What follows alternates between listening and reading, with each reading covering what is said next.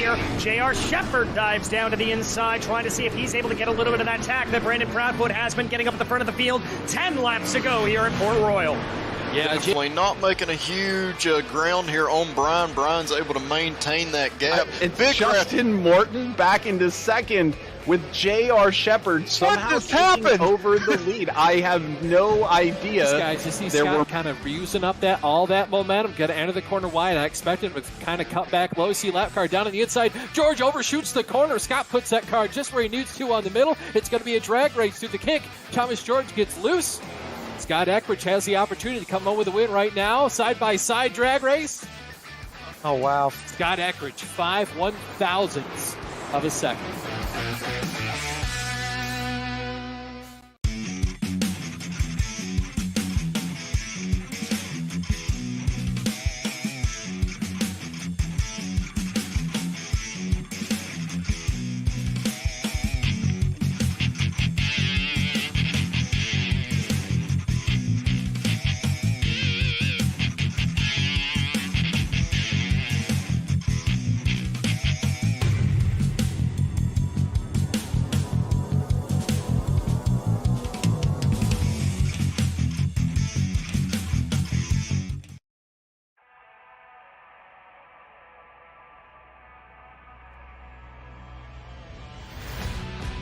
Just 90 miles south of the nation's capital exists a racetrack that is so popular it has been copied over into the Midwest. I, of course, am talking about Richmond Raceway.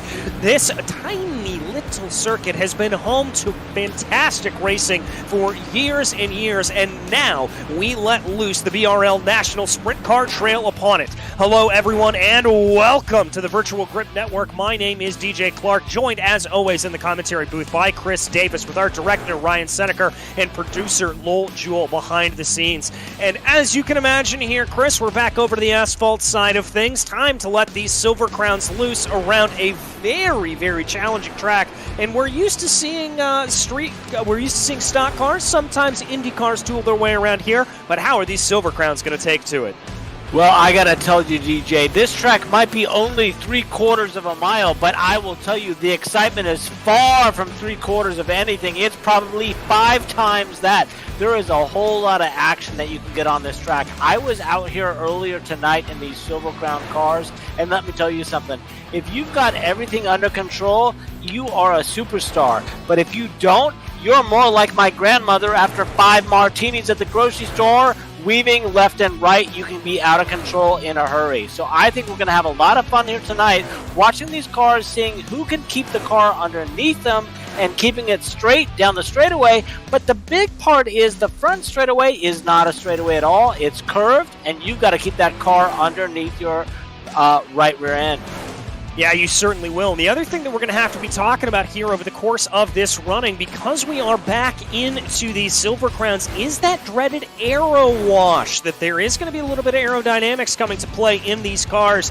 And if we remember, one of the last times we saw these cars when we were out at Gateway, that became very, very tricky to be able to get a pass done through the corners. We're going to have to see if that comes in. And, of course, with aero wash, of course, comes the draft. So how are those two going to play together? Yeah, you know, it's something that people don't think about all that often, but in these Silver Crown cars, the draft can be important. So if you get in behind someone, you can pick up a little bit of time as well as help the car ahead of you.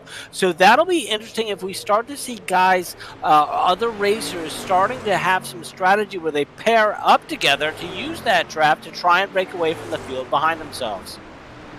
Yeah, we'll have to see indeed. We're going to get our first inkling of just where everything is here right about now as the checkered flag falls for the practice session, and we work our way into qualifying. Now it'll be a 4-lap solo qualifying affair, and the top 6 drivers will automatically advance on into the feature race. Everybody else is going to go back to a heat race to decide those other positions. But as this is a 4-lap affair, and we're not going to get times until those 4 laps are completed, let's go ahead and run you through the championship order as of right now. As you can imagine, up at the top of the charts is Aiden Young, Justin Morton about 20 points behind him, and Bruce Jones putting in a good solid performance there as well. Those top 3 really starting to distance themselves out of the rest of the field. Steven Spies in 4th, really an island unto himself, and then we've got a good battle from 5th on back. But with that out of the way, let's focus on what is going on out on track, because as we focus in here on the cars as they work their way around, we got a couple of drivers out on track, including the number 69 of Aiden Young, your reigning driver up at the top of the charts. Yeah, it's going to be fun to watch Aiden Young to see what he can do, because James Tiernan was fastest in qualifying. Justin Morton was second fastest in qualifying, and Justin Morton, I know, wants to put the pressure down here tonight. I think he wants to try and make a move for the championship, and it's going to be exciting to see what he can do. Yeah, it's going to be very interesting indeed to see what he is able to do. J-Mo, obviously one of the drivers that we know very well. We've seen a season-long battle, really, between himself and Aiden Young up at the top of the charts. But as we said, looks like Tiernan actually able to put in the fastest Sector 2 time here early on. Now, that's not a definite indicator as to what everything will play out to be, but it's at least going to give us a relative idea of how everyone will stack up. We focus here on Joe Segala, the number 81, as he works his way down through the corners right now, trying to see what he is able to get as we continue to watch here, waiting for those first times to be put up onto the board. That's right, and one of the things that we talk about here in the BRL is the BRL has decided to go to a 4-lap qualifying average, which means that it's not about just having your fastest lap, it's about what can you put together in 4 clean laps. You mess up 1 lap, none of them count. So just because you can be quick for 1 doesn't mean that you're going to be at the top of the charts. You've got to put 4 good, clean laps together. Yes, you do, and we've seen many a driver fall afoul of that, particularly if you have a little bit of a driver that runs a little bit too hard and then brushes into the wall. That can discount it, but we've got plenty of drivers that are able to put in times on the board. James Tiernan up to the top, beating Aiden Young, Jason Menda, Bruce Jones, Joe Adams, Joe Segala, John Wilson. A lot of J's out there today. Still waiting for a time, though, from this man, Justin Morton, in the number 9 machine, as he's going to cross over the stripe here, and that is going to be, I believe, Justin's 3rd lap, so he'll still have a little bit more. We are hearing that Rory Collins, I think, brushed the wall, so his laps will not count. And that is so painful. I've been there. Hopefully Justin Morton doesn't do the same as we watch him now trying to finish up his laps. Let's see if he can get to the top of the leaderboard. All right, what does Justin have? Not to the top, but almost there. He is going to be up into P2. That will be an automatic advancing on position. As we watch right now, James Tiernan just putting in some good practice laps, and especially here in these Silver Crowns, this is such an important thing to do, to just build that rhythm as much as you can, to be able to get the feel of the track as well as possible. And I think here for these drivers, it's going to be very, very crucial once the green flag flies. Now, the one drawback of that, obviously, is you're running in clean air, and you're not going to know how that car is going to handle in dirty air, which is what it'll be when the race starts. Yeah, that's very true. How you handle your car by yourself can be very different when you're starting to follow the cars ahead of you. But you mentioned something that I think is very important, getting into a rhythm. If you can get into a fast rhythm and almost a zen-like state, you can make up a lot of time on the racers ahead of you. If you get into a rhythm where you're a little bit slower, while it might feel comfortable, can fall back. So it's all about making sure that you can get into a pace that's right for you without losing control, but making time on the racers ahead of you. Yeah, that's what it's going to be. About 40 seconds left to go here, as it looks like Tiernan is going to pull off and park that car, and that may be an advancement of the session here if he heads back into pit lane. But, yeah, that rhythm is going to be very, very important, and I'm a little bit envious here, I have to think, if I'm a driver, potentially of Segala, Wilson, and Rory Collins, because they're going to be able to slice and dice here for 15 laps and kind of figure out how this track is going to be running. And you know what? With the number of cars that are out here tonight, I don't know that I wouldn't mind being here in this second, like, heat, whatever you want to call it, because that'll give me more track time to know what is going to happen as I start to wear my tires, as the track gets hotter, as the track gets worn out more. What is it going to be like, so that when I get into the feature, what do I have to do to maneuver my car to make a pass for the guy ahead of me? Yeah, very, very much so. And figuring out how that plays itself out is going to be crucial. But we are ready to go racing here for the heat race. 3 cars here in this. This will all be automatically advancing. This is to decide positions 7, 8, and 9 on the grid. It's going to be Joe Segala, John Wilson, and Rory Collins here. And I've got to think here, Chris, we're not going to see a whole lot of very aggressive driving. I think this is going to be pretty follow the leader. I don't think you're going to see a lot of drivers throwing some pretty crazy moves. This is all about just figuring out how these cars are going to fly. Well, you're right, and part of that is because I'm not on the track. They call me Mr. Aggressive, and if it was me out there, I'd be trying everything that I could to find out where can I pass, what can I do, what kind of maneuvers can I make. But for the most part here in the BRL, everybody races very clean, and you're right. People are going to be figuring out their cars. Where can I go up high on the racetrack? What is it going to feel like up there? What if I go down to the bottom and I need to run side by side? What can I do and keep my car under control?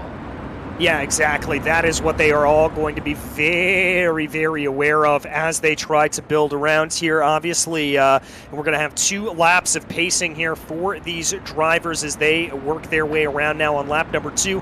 Temperatures a little bit on the chilly side, it has to be said. It's 69 degrees Fahrenheit out in the ambient air, 70 degrees out on track. And so that means that you're probably going to want to be taking these pace laps to make sure the tires are nice and up to temperature. Yo, that's very true. I would probably give these tires 3 to 4 laps, get some heat in them, but then that's an advantage. On a cool track with 4 laps of heat in my tires, now I can go. Exactly, and so here they are about ready to go as they are led around to the green here at this point by Joe Segala, as he is going to be the one that brings everything on through here. As the iRacing pace car pulls off down into pit lane, Segala takes control of the field as he and Wilson will stack up there as there goes the green, and we are ready to get racing here from Richmond. It's a good getaway from Segala and Wilson. They're going to be side by side as they come down into turn 1. It looks like Segala is going to be able to hold on to that down into that inside line. Rory Collins being able to hold in as well, and they're going to run in single file order now as they come down the backstretch. But here comes Collins, maybe thinking about a look down to the inside of Wilson. No, he's going to back it off a little bit. John Wilson being very cautious, and yet goes down to the bottom as if he wants to make a move on the number 81 car there. Nope, Joe Segala backs it off, keeps it conservative, but starts to make a run as we come off the turn. Starts to make a run, and this is what we talked about as sort of the way to get that training, that way to feel out the car. You've got to time those runs to the absolute utmost. You can't be playing around here with just trying to make a late move. You really need to know how the car is going to respond and where it's going to respond when you throw that move down into the inside.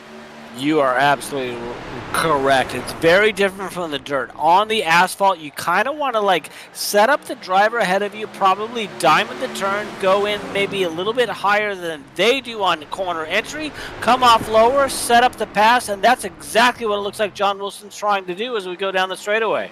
Yeah, he's just tucking up behind here, feeling out that rhythm, feeling out that draft and where it goes. But he does have to watch out just a little bit because Rory Collins behind him isn't too far back, and Rory certainly is threatening on the door as they cross over the line here about a third of the way down in this opening heat race. But I did know that John Wilson touched the line of danger, which is that yellow line. You can touch that here on this track. You can get squirrely in a hurry. It still keeps the car underneath him as he tries to follow Joe Segala down the straightaway. Doesn't look like he's got the time, though. Instead of a pass, as he's almost getting past on the outside. Almost getting past on the outside. He's going to be able to hold that together now for the moment, but let's see what he's able to do as, was that a blink there from John Wilson? I believe it was. Wilson has registered off. I think that's an internet issue for John. Oh, that is absolutely heartbreaking there for your second place driver. It is, and unfortunately all week long I've been in private communication with John, and I know he's been having VR issues. I'm afraid that's exactly what happened here tonight.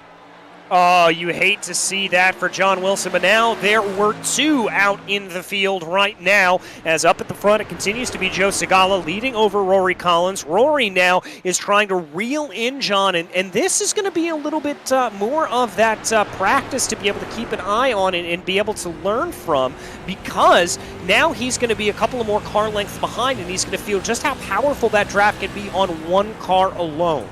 Well, you just read my mind. If I'm Rory Collins at this point, I'm just trying to figure out, does the draft work from this distance? And if it does, how quickly can I make ground on the car ahead of me? And look at him gain ground as he goes in the turn. Absolutely massive ground there gained up, as he's now going to be looking down to the inside. They cross over the stripe to start on lap number 10. Now it looks like, I like that line from Rory, trying to take a little bit of a later apex into the corner, trying to see what he's able to do. It looks like he's experimenting here, Chris. Oh, and absolutely what you ought to be doing in this race. You know you're in the main event. You start to figure out, can I go low, high? How is this car going to behave? What can I do to set up to pass when I'm in the main event and it really counts? That's exactly what I would be doing in this race if I were him. Yeah, it's exactly what I would be doing as well, but I have to say that I probably wouldn't be doing it nearly as well as either of these drivers out on track. That is just a commentary on my own racing ability, but as we take a look there, here comes Rory down to the inside. It kind of looks like Joe almost let him go. That's exactly what I thought. I think Joe Segala said, you know what, go ahead. Go to the bottom, pass me. I want to find out what can I do to trace you on the outside, and that's what Joe Segala is doing right now. He came right back to battle him, just to see what can he do there on the top side. Doesn't matter if he's going to win or not this particular race. He knows he's in the main event, and here he goes. He's now going to follow and see what he can do in the draft. Yeah, and there you go. It's all about that equal learning. And remember here for Segala, losing one position is not exactly the death knell that you would think it is when it comes to running in this race. He's going to be in great position at the start of this race no matter what. And so I think running behind here, getting a feel of that draft, this is good heads-up play from him. I agree. Figuring out the track, what is it going to do, what can you do, and also relax at the same time. There's really no pressure here, so follow the leader, see what you can learn, and then be prepared for the main event, and that's where you want to apply your pressure. Yeah, that's really where you want to apply that pressure, as the white flag is in the air here for Rory Collins up at the front of the field. He brings it down through 3 and 4, coming to the checkered flag. Barney, the flag man, waves the flag, and Rory Collins will take victory in heat number 1. Joe Segala will follow him behind. John Wilson, unfortunately, we did get confirmation, had an upload packet loss, which means his internet cut out on him there. But right now, it is time for everybody to get themselves back out onto track. We do have a 5-minute warm-up here for drivers to be able to get themselves out there and learn a little bit more about the track if they want to. Well, that's interesting that you said that John Wilson had an internet packet loss, because that's very different from the challenges that I know he was having earlier in this week. So that tells me he was having an internet connection as opposed to a virtual reality headset link connection. So sorry to hear that about John Wilson. Hopefully he gets it squared away. Just like in real life, sometimes we have car troubles. Yeah, exactly, and certainly for these drivers, that is kind of the imitation, if you will, for all of them, that it is the imitation of mechanical failures is really what you come into when you talk about internet issues or some of the issues that you get with different levels of mechanical failures on the wheel, on the pedals, that kind of thing. Oh, without a doubt. I've had a dog lick my face, and that has certainly turned me off the track in a hurry. So we have different kinds of challenges here in virtual racing, but they are uncontrollable nonetheless as we watch this warm-up. Yeah, as we watch this warm-up here, everybody just working their way around. It does look like Segala and Aiden Young are not taking to the track, and this is probably a good time to actually mention what iRacing added in their last update, which was a differing way in which the line rubbers in on an asphalt circuit. They've really taken to heart how a track builds itself out, and you get that rubber that builds into the surface, and when you're running on a dry surface, as we do on all ovals, it makes it more grippy. Where you're running on that racing line. And that's probably a little bit of what these drivers are experimenting with, of just what that grip level is going to be on the rubbered-in portion of the track.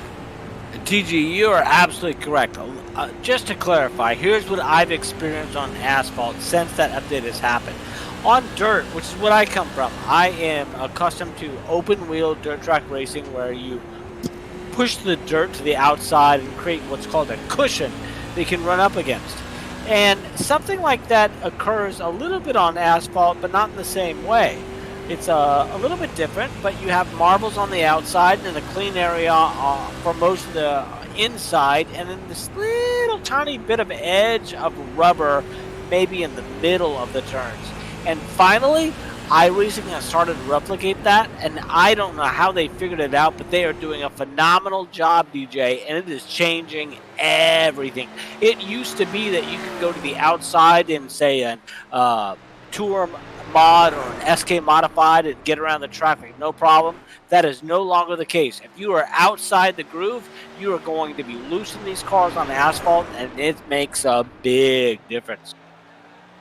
Yeah, it certainly does, and we've heard many a driver talk about those differences and just how that can play itself out, so we'll have to sort of keep our eye on exactly how that plays for the rest of these drivers for today. But as of right now, looking up at the timing charts, it looks like that James Tiernan, to the surprise of no one, is up at the top. Justin Morton behind him, Bruce Jones, Jason Menda, Joe Adams, and Rory Collins. Again, Aiden Young, our heavy hitter, not headed out to the track. I think because of the limited time here that it'll certainly be understood why he's not heading out, and he's still going to be one to watch for. Oh, for certain. But like you said, no surprise. Tiernan up at the top, Justin Morton. Those two keep battling week after week here in the series. I'm looking forward to having more drivers join us. There's more than 50 guys who have signed up for this league, so I'd love to see more racers showing up because this is one of the best series out there. I have to agree with you about that. This is one of the best series here that you really can get on iRacing, and we always love to sing its praises. Obviously, we're a little bit biased up here in the booth, Chris, but it is fantastic. It is a true challenge for all of these drivers to try to be able to get everything together, and it's one that I really enjoy calling every single week in and week out.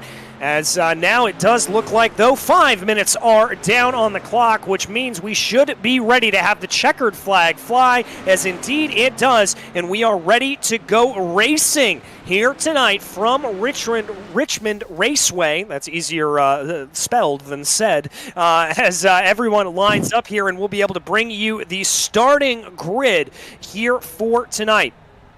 Lining up in pole position, it will be James Tiernan, followed by Justin Morton, Aiden Young, and Jason Menda behind them. Then it's going to be Bruce Jones and Joe Adams, Rory Collins, Joe Segala, and Joe Wilson, who now will be gridding back in. It looks like he's been able to fix his internet issues, so good news there for him.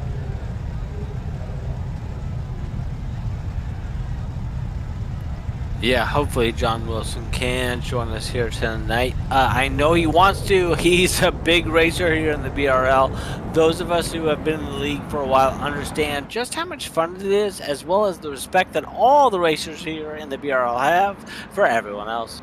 Yeah, exactly. This is one of the most courteous and collected leagues in all of iRacing. I have to say, everybody here in the BRL does a great job of really and truly bringing themselves forward and putting their best foot forward. But here we go as we start to weave. There you see Justin Morton doing a little bit of that weaving that we talked about, trying to build up some temperature in those tires, make sure he's ready to go by the time turn one comes around.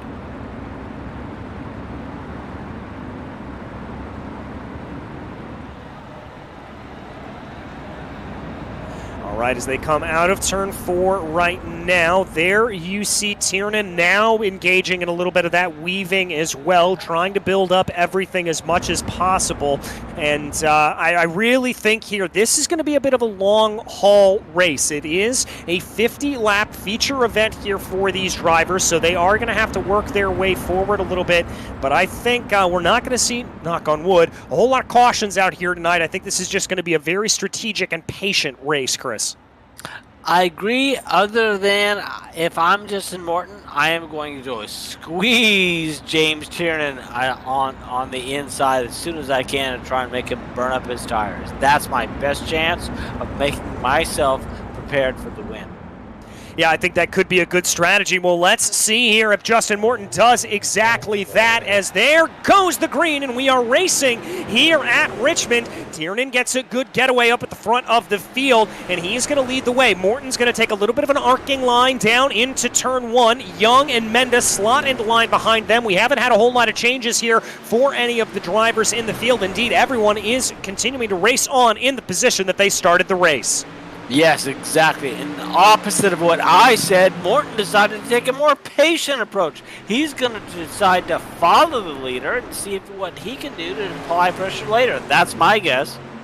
Yeah, and we've seen him do that multiple times. J-Mo is a very, very calm, cool, and collected driver. He knows what he wants. He knows how he wants to do it, and he's not going to push too far ahead to try to get ahead on that. He sits about 0.3 of a second, let's call it about 3 car lengths behind here as they come through turns 1 and 2. Aiden Young and Jason Menda behind them. It starts to look like here that they're forming little couplets in the field as behind them Bruce Jones and Joe Adams are running together. There you can see them on your screen right now.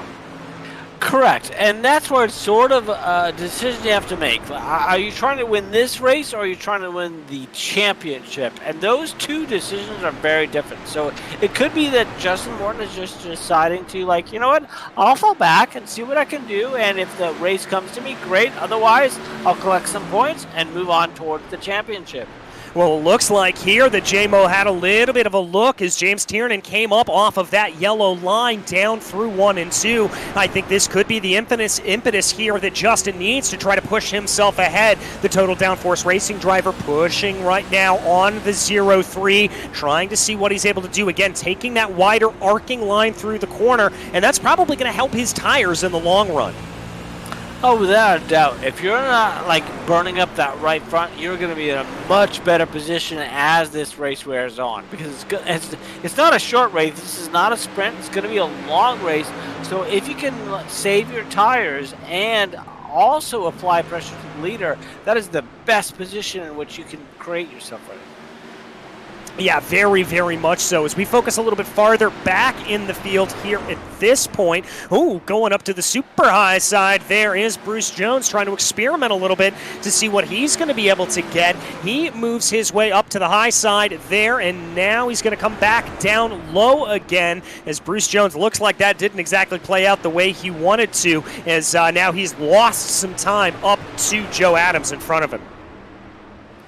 But the leaders up front, it continues to be Tiernan and Morton just following behind. I don't know yet if Justin is going to, like, try to apply some pressure or just follow and be comfortable with that. Yeah, we'll have to see. It's going to be a little bit of column A, a little bit of column B. We've seen both of them from Justin over the course of this season as they cross over the line here about 1/5 of the way down in the race as we are on lap number 10 here at this point, trying to see what Justin's going to do. The other thing they have to worry about is Aiden Young is moving his way forward a little bit. He is lurking in that background, and that is something that Justin's going to have to keep in mind if he is thinking about that championship. Yes, and Aiden Young has always been fast, but being there in third, how much pressure can he apply? I'm not sure yet. We've got another battle there for 4th and 5th. There's the cars are starting to spread out. It could be one of those races where we all, like, sit back for a while, get in our lawn chairs, and then with 5 or 10 laps to go, it gets super exciting. Yeah, I think that could be the way that this plays itself out. It's a lot of hurry up and wait here at this point for these drivers, trying to see what they are able to get. As now we watch riding on board with Bruce Jones, as again, working up off of the line there a little bit is Joe Adams. I think that could be just a little bit of a problem there for him, as it looks like he has had maybe some handling issues and the car's drifting its way up the track. It could be maybe a bit of tire wear. I can tell you these cars could go from no problem at all to a handful in a hurry. That's what was my experience when I was practicing here earlier tonight. I think you just got to watch out for these cars where suddenly you can get a snap loose, and we could have a yellow flag here before you know it. Yeah, we very well could. It could be very, very easy. As now here comes Bruce down to the inside, trying to make that move going into turn 3. He's going to try to push Joe Adams up the track a little bit. Adams holds on firm. He's going to now hold on to the outside line, trying to see what he is able to get to go. But I think this is going to be moved on here for Bruce Jones. And what a nice job for no one to make. Oh, little contact on the wall. Keeps it straight, though. And we don't have a caution at all yet. So what a great job by these racers here tonight. Yeah, doing a really, really good job to keep this clean and green, as we are now working on lap 16, and we have been green since the drop of the first flag. Taking another look back up at the front of the field here at this point, as that is Justin Morton just continuing to stalk behind James Tiernan here, just holding in place, trying to see what he is able to do. We saw a little bit this out of him at Gateway, and unfortunately his tires kind of wore off before he was really able to get the move done. I would be a little bit concerned about that if I were Justin here at this point. Well, I'll tell you what, I have been James Tiernan before with Justin Morton behind me, and I would be as nervous as a cockroach with someone about to turn the lights on, because that's the sort of thing that could just change things in a moment. Justin Morton just knows exactly how to follow, and immediately apply pressure, just like that spotlight that I was telling you about on a cockroach. I would be nervous if I were James Tiernan. Yeah, I certainly would be as well. As Tiernan, though, looks like he is handling the pressure quite well as he works his way around right now. We haven't seen a lot of movement here from this man, from Aiden Young. He hasn't necessarily brought his way up through the field nearly as much as I thought he would. It looks like he's relatively content to ride around in this third place position, and it doesn't look like he's got necessarily the speed to try to pull himself up forward as much as we may have thought he was going to. Well, that's true, but you know what's funny about you say that? I think Aiden Young has plenty of speed. I've raced with him for a while on both dirt and asphalt. Aiden is always fast. I have to believe that Aiden, just like Justin, is biding his time and hoping for a caution. There is an element of this racing on asphalt where it's, you know, one of those things where you don't want to apply too much pressure. You just kind of hope that, all right, if we get a caution, we will reset and see what we can do from there. Yeah, that could be what he's doing, and he could just be saving his stuff here a little bit as well. Let's not forget that we do have to factor in that tire wear here for them. Let's see here what he's now going to be able to do as things continue to play their way down. Looking closer and closer. It looks like that gap with Justin Morton is starting to separate out a little bit more. J-Mo not nearly as close as he once was. No, he's not as close, but here's what I'm noticing, which is their lines are very different. You talked about tire wear. I have to believe that Justin Morton is saving his tires to the best of his ability, hoping for a caution, and that's when he's going to mount his his challenge. Yeah, I have to agree with you there on that. I think that's definitely what he's looking to try to do here at this point. But the way things are going right now, it doesn't look like that caution could be coming. I mean, we're halfway down in this race, and there is no sign of a caution whatsoever. No, that's true, but at the same time, if you're doing that kind of strategy, you ask yourself, do I want to finish second, like with my own strategy, or try to apply pressure unnecessarily for first and ending up third, fourth, fifth, or worst? Yeah, exactly. You don't want to run that problem necessarily. But here we've got a little bit of a mover. This is Bruce Jones. Remember, he was able to get the move done on Joe Adams. Now he's going to take a look down to the inside here of Jason Menda. Let's see if he is able to get this to go. Now he's going to back himself up here a little bit, and now he's going to put himself into a little bit of problem here because here comes Joe Adams coming up behind him. Oh my goodness, that's where the exciting is. But I gotta tell you, if you're Justin Morton, that's all you care about. You've got a big gap to the leader. You just hope that the people behind you get into some kind of kerfuffle and we get a caution flag. Instead, it looks like John Wilson dropping down to the inside. It looks like he might have a problem. Hopefully we have a caution for all those racers. Maybe not.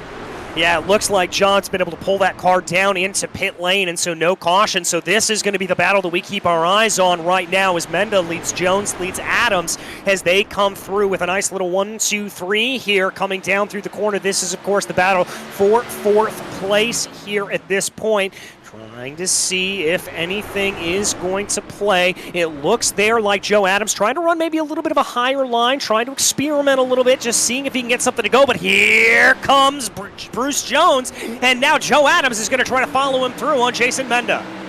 We've got some racing here side by side. This is what you want to watch. This is the battle that you're hoping for. Oh!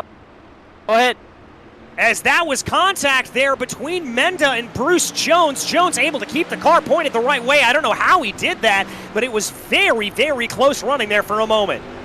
And it looks like the racers kind of apologized to each other as they figured it all out. But I got to tell you, if you're up front, you are hoping for a caution. Well, if you're the leader, you don't want a caution. But if you are Justin Morton, that's exactly what you wanted to have to occur.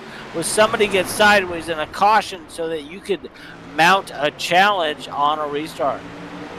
Yeah, that's exactly what you want. Is now we see here Bruce Jones, who fell back as a result of all of that. He fell back behind Joe Adams. Now he's going to have a little bit of a look here on Adams, trying to see if he's able to get anything. A little bit of side-by-side there coming out of turn 2. That's not going to play. Very close quarters racing. May have been a little bit of contact there in between the two, but I think Adams is going to be able to roll the speed up on the high side.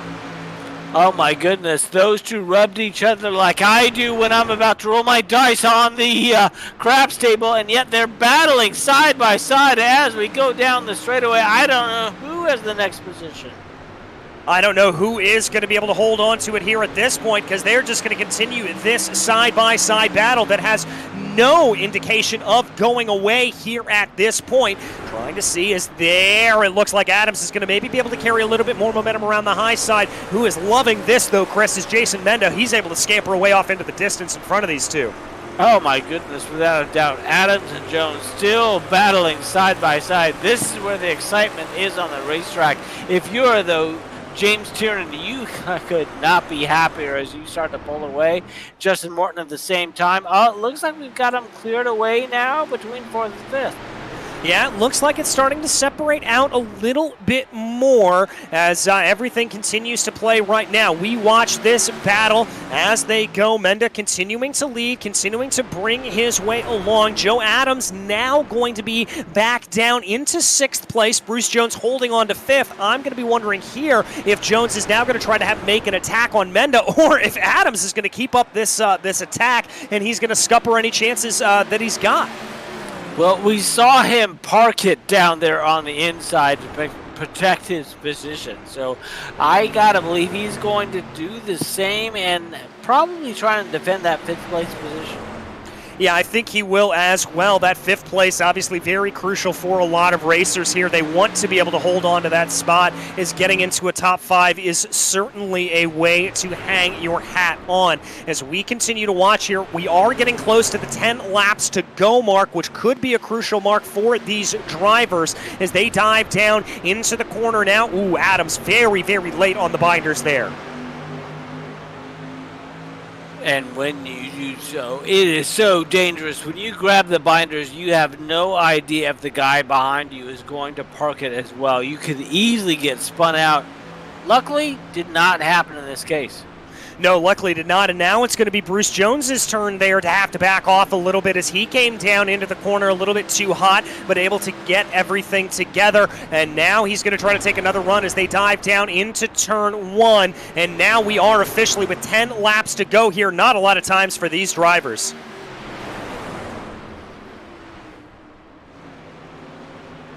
And at this point, if I'm James Tiernan, all I wanted to do is be calm, hit my marks, continue to relax. I know where I am. I've got a big gap. Relax. Hopefully, bring it home with the win. Yeah, that's exactly what he's going to be hoping for here at this point. We ride on board with your leader, James Tiernan, who has been in control of this race since the very drop of the green flag. There has never been any sort of question here for him. Really up at the front, he's been able to grow this gap upwards of about 2 seconds here. It's about 2.4 right now, and he is just pulling away from this man, Justin Morton. And Justin Morton, who's someone who's always very clean, he's doing his thing. He's like trying to come down here, probably looking for as many points as he can earn. He's running around by himself. He's got control in second place. Not worried about trying to make a move on the first. I'm sorry, make a move for first place, or worried about anyone behind himself. Yeah, he's just doing a good job here at this point to be in the position that he wants to be, as he's going to cross over here with 6 laps to go, and that is going to be all that remains here at this point. But he is really pulling ahead, and now at this point here, they work their way up, and this is that battle that continues to rage on. Part of what surprises me is that I thought Aiden Young and Justin Morton were going to have a much bigger battle here for second and third place tonight. Aiden Young probably settled into where he is. He's probably trying to just settle in for his points towards the overall championship. With Jason Minda, you know, I thought he was going to apply more pressure on Aiden Young as well. Yeah, I thought he was as well, but clearly this is really fanning itself out here at this point, and plenty of drivers probably struggling a little bit in the aero wash here at this point, and I think that could be a little bit of what they're dealing with, and we'll have to talk to the drivers if it's the aero wash, if it's maybe some tire wear that prevented them from really getting more aggressive, but we'll have to wait and see. Without a doubt, that can really happen. Just last night, I ran a 200 lapper here in the Super Late models, and we all got spread out as if it was 1-on-1 after a while, and that's probably what's happening there tonight, where it's like, you know where you are, you're not going to make a move on the guy ahead of you, you're just trying to keep a gap to the person behind you, and you just settle out to where you are. Yeah, that's where you've just got to kind of settle out to here at this point as we watch right now. And here you see your leader, James Tiernan, coming down through 3 and 4. He is coming to the line to take the white flag, and indeed he has taken it. White flag in the air, 1 lap to go for James Tiernan. The gap up at 3 seconds at this point. Dominance doesn't even begin to get as to what he is able to do here tonight. He has only got 2 more corners to go through 3, through 4. He comes onto this curving main straightaway, and James Tiernan will take victory from Richmond. Behind him, it looks like Justin Morton and Aiden Young will round out your podium positions as we wait for the rest of the drivers to cross over the line here. A little bit of a happy slide there for your race victor, James Tiernan. And that is going to lead us to a quick break here on the Bootleg Racing League channels here on the Virtual Grip Network. So we will be back in just a short moment, but stick around.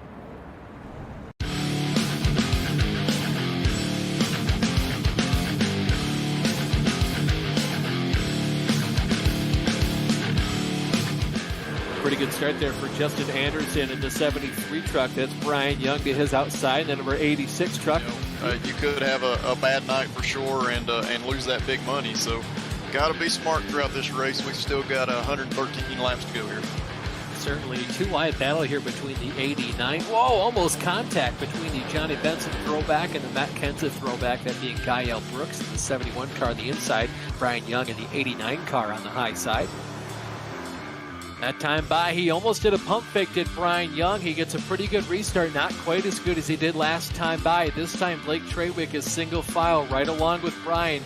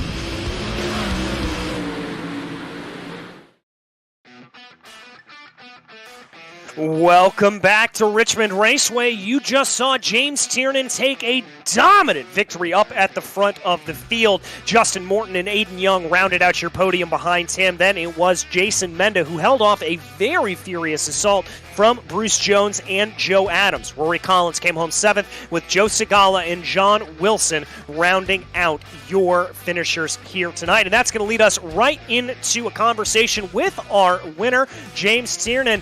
James, was there ever any doubt in your mind about that? That may be the most commanding victory you've had this season. Going into this race, I was very uncertain whether or not I would actually win this. I wasn't super confident in this track or this car. And I think in that initial warm-up there, I actually found something, and it pretty much was just me limiting my wheel input. There's just a certain spot with that wheel where, you kind of overturn it and you just be scrubbing that front tire. And I learned, basically I was driving like a dirt car with more throttle than anything else, just limiting that, steering input and letting the throttle do the rest of the work, and really worked out. Was quick in qualifying and quick ever since. So I was pretty confident once I kind of figured that out. I'm feverishly scribbling notes here on how to make these cars go faster. Any concerns for you over the course of the race? I mean, tire wear, we were worried a little bit about that. Did anything like that come into phase you?